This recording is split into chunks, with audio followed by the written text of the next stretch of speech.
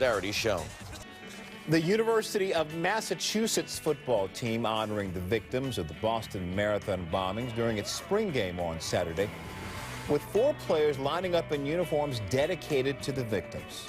During halftime, runners who were unable to finish the marathon ran around the field and finished in front of the team and in front of fans.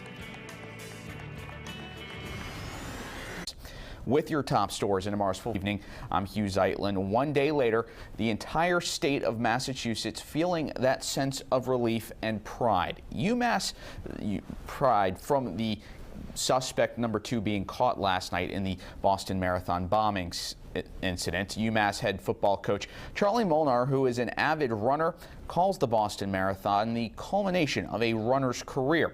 Today, Molnar organized a celebration for several runners who did not get the chance to complete the marathon due to the bombings. A half-dozen runners took a lap around McGurk Stadium during halftime of the Minutemen spring game. It ended with the team giving high fives to the runners, and they crossed a makeshift finish line. One of the runners, Lisa Lunt, is a UMass alum who was a couple of miles from the finish line.